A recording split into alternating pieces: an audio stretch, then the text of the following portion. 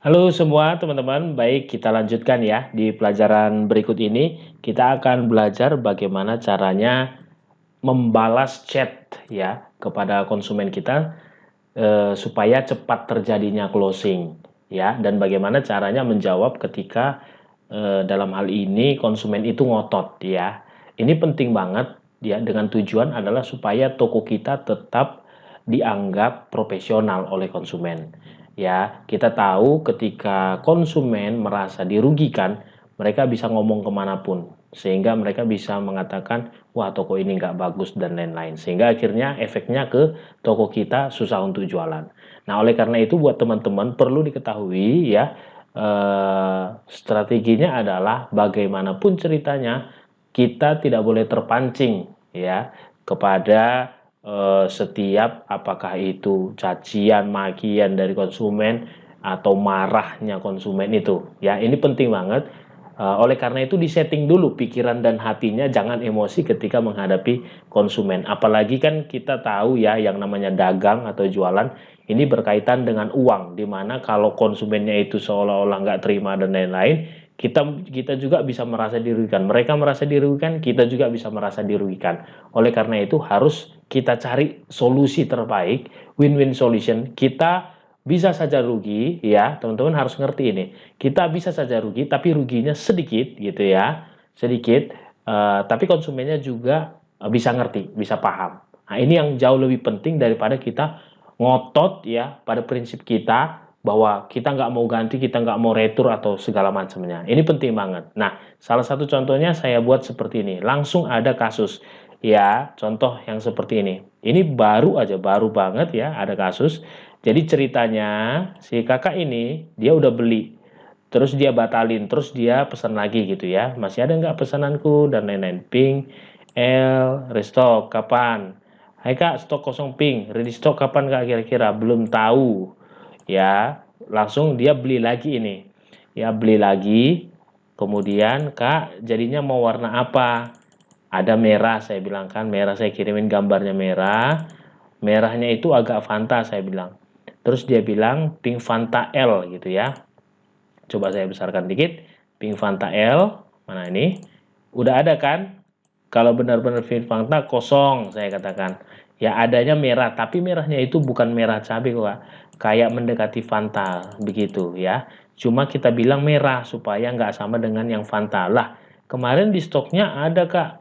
Makanya saya bisa payment, gitu ya. Ceritanya dia bisa beli. Kak, stok kita bergerak cepat, reseller juga banyak, terlambat sedikit pasti ketinggalan dan kehabisan. Saya bilang gitu. Loh, kalau di-upload di Shopee kan first pay first get, Kak. Kalau saya tunggu sampai yang pink ada gimana? Ceritanya gitu kan. Nah, perhatikan teman-teman, sebenarnya di sini India udah ngotot ini. Ya, tapi saya secara pribadi itu bisa memahami dia juga. Ya, namanya juga udah beli, udah bayar, masa warna yang dia mau nggak ada, atau istilah kata barang yang dia mau tiba-tiba nggak ada gitu ya. Nah, kita yang harus memampukan mereka paham gitu. Kita yang harus menjelaskan supaya mereka paham.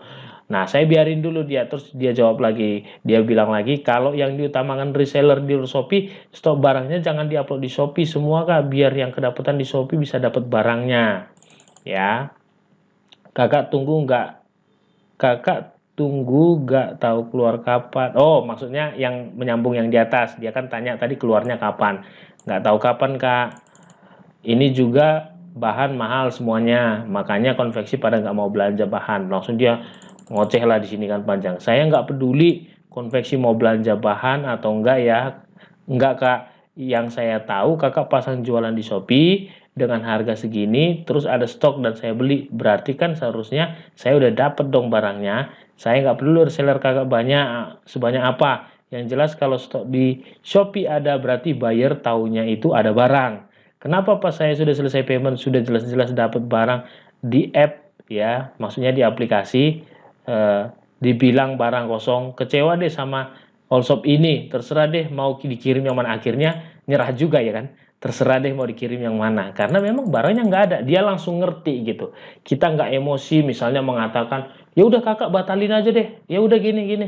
Nah, saran saya buat teman-teman mesti belajar yang namanya self control, ya emosinya ditahan. Kita tahu ya, ingat teman-teman, kita tahu mereka pembeli, mereka bayar ke Shopee gitu ya. Kita tahu juga ketika mereka udah beli, barangnya harus kita kirim ya. Dimana ketika misalnya mereka cancel pun kita dapat penalti, istilah kata penurunan, pembatalan, ya kan? Atau tiba-tiba kita kirim barang sembarangan pun nanti konsumennya nggak senang, nggak enak. Jadi harus hati-hati sehingga di dalam percakapan ini ya itu konsumen sampai mengatakan oke deh, ya udah deh gitu. Dan sebetul-betulnya ada aja yang batal. Kayak saya juga ada aja yang batal. Saya nggak bisa bilang bahwa bahkan sehebat apapun orang marketingnya ya, orang yang jualannya nggak mungkin nggak pernah batal gitu ya. Tapi ada aja yang batal, tapi rasionya atau jumlahnya itu kecil. Kenapa? Karena kita berusaha untuk mendekati secara pribadi ya, secara ya dari hati ke hati, kita mampukan dia paham, Kak, barangnya itu memang cepat begini, habisnya begini. Nah, kadang-kadang saya malah telepon mereka. Nah, itu penting supaya mereka juga konsumen merasa di cover atau dijelaskan secara baik-baik. Nah, terus kemudian saya bilang, baik Kakak, kami segera kirim ya Kakak, maaf sebelumnya. Makasih banyak Kakak. Nah, kayak gini. Ya, itu untuk solusi ya. Artinya untuk ketika ada orderan yang tidak sesuai, orangnya marah-marah kira-kira gitu ya. Nah, lalu bagaimana untuk closing? Nah, beberapa chattingan dengan orang lain seperti ini mana ya, misalnya tidak perlu lama chatting, tiba-tiba dia langsung kirim gitu ya. Artinya dia cepat ambil langsung bayar. Contohnya hari ini udah ada satu yang saya proses, siapa ya namanya? Sebentar saya cek dulu ya. Ini ada, dia cepet banget ya, cepet banget. Baju renang muslim, ini atas nama sebentar, Elvina. Oh, saya agak bingung nih. Misalnya, nah ini nggak perlu ya, dia langsung beli aja. Nah ini juga sama, kalau yang ada sih langsung ya. Sebentar ya. Oh, nah ini juga harus ada kebijakan dari kita ketika barangnya misalnya kosong nih. Misalnya, Kak, adanya biru tua ya, biru. Oh ini bukan ya. Nah, pada prinsipnya adalah biasanya saya mengatakan seperti ini. Coba ya, saya buat settingannya di sini.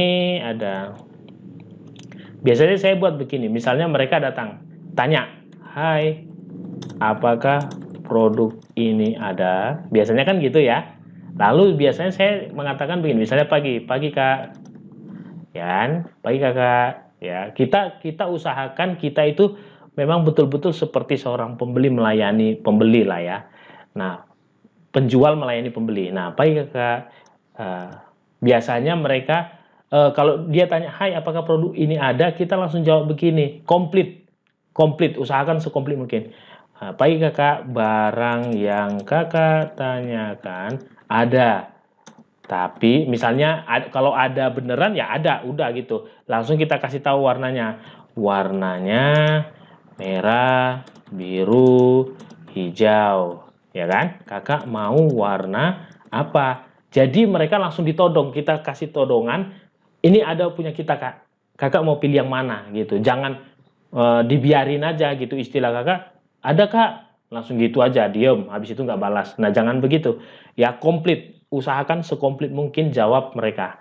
Ya, pagi Kak, barang yang Kak tanyakan ada, warnanya merah, biru, hijau. Kakak mau warna apa? Gitu. Kalau ada ukuran dan ukuran apa? Gitu ya. Nanti mereka misalnya jawab, misalnya saya mau warna merah, ukuran M gitu. Langsung jawabnya gini, baik Kakak. Ya.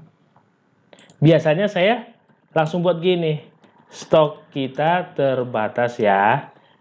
Siapa yang bayar duluan, dia yang dapat pertama. Seperti itu. Ya, biasanya secara psikologi kalau mereka memang butuh barangnya, mereka langsung cepat bayar. Di sini langsung closing ini. Closing. Mereka biasanya langsung mengatakan, "Oke, Kak. Ya. Saya segera check out." Ini sering banget terjadi yang seperti ini. Ya. Karena apa? Karena habitnya orang Indonesia atau image-nya orang Indonesia itu, ya, memang kegemarannya orang Indonesia itu sebelum beli itu, ya mereka tanya dulu, dipastikan dulu barangnya. Di sisi lain, ya, kalau teman-teman lihat produk saya, misalnya yang best seller ini ya, nah ini kan best seller. Nah, teman-teman bisa lihat di sini, ini sebenarnya di deskripsinya saya juga udah lakukan seperti ini. Ada tulisan perhatian, semua produk harus ditanyakan terlebih dahulu baik stok maupun ukurannya, ya. Itu dia. Jadi mereka rata-rata itu bertanya dulu sebelum beli. Nah, ketika mereka bertanya dengan jawaban seperti ini tingkat closingnya udah pasti di atas 90%. Jadi, teman-teman, ya, survei juga membuktikan ada 6 kali lebih, ya, 6 kali lebih cepat orang membeli ketika mereka chatting duluan. Saya ulangi ya, lebih cepat 6 kali, ya, 6 kali lebih cepat daripada yang biasa saja orang tidak chatting dulu dengan yang chatting dulu. Artinya besar kemungkinan ketika mereka chatting bertanya produk kita dan kita jawabnya dengan baik, ya, komplit gitu ya, baik banget, itu pasti closingnya itu tinggi. Sudah? Jadi teman-teman di sini harus mulai ya belajar untuk menjawab konsumen secara baik. Oke? Jadi istilahnya nge-branding dulu bahwa oh produk kita ini cara jawabnya begini. Sip? Nah, ini butuh latihan. Oleh karena itu coba saya ingin ya teman-teman buat apa namanya? Percakapan lah ya kayak gitu atau kayak jawaban-jawaban dari pertanyaan-pertanyaan orang ya. Nah, semoga dengan begini pun teman-teman nanti mulai hari ini mulai ada yang chatting gitu. Halo Kak, karena biasanya ketika ada yang mulai chatting itu kita jadi senang banget. Ih, kita jawab nih, gitu ya. Selain itu, dari chatting, kalau bisa chattingan cepat dijawab, ya. Ketika misalnya mereka masuk chat seperti ini ya, tiba-tiba nih masuk nih, chat, langsung dijawab aja gitu. Sis, untuk BB80 muat. Bang, hai Kak. Ya, ini contohnya nih. Untuk BB80 pakai yang jumbo saja Kak. Nah, kita kasihkan produknya. Biasanya saya gitu, saya klik gini, saya kasih search yang ini jumbo. Nah, seperti itu. Silahkan Kakak cek deskripsinya ya. Jangan sampai salah. Nah, kalau kebesaran sedikit masih oke. Kalau kekecilan pasti nggak terpakai. Jadi cek deskripsinya ya. Gitu. Perhatikan cara-cara menjawab juga penting banget. Cara penulisan contohnya seperti ini. Ya. Coba saya kasih tahu nih. Misalnya gini, ya, ya, ya, dengan ya, beda nggak? Ini di chattingan beda loh ya, nadanya beda.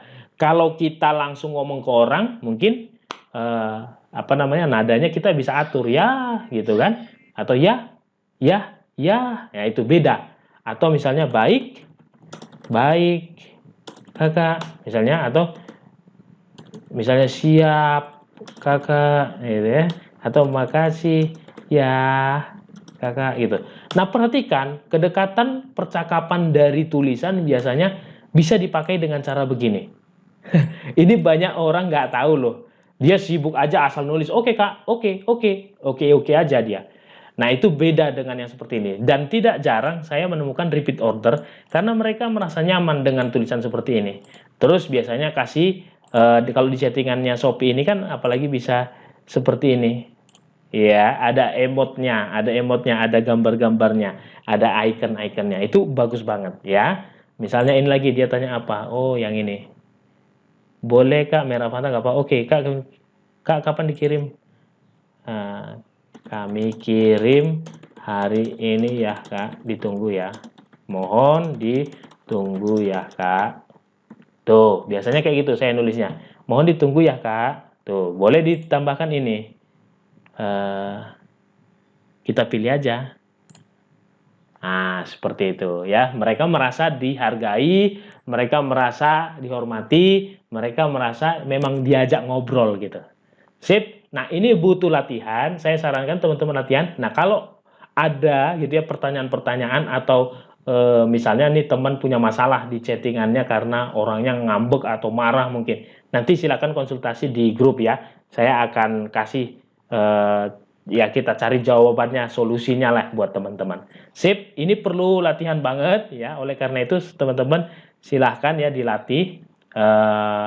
Usahakan konsumen jangan sampai kabur dengan image negatif yang ada di pikirannya bahwa toko kita itu jelek. Sip.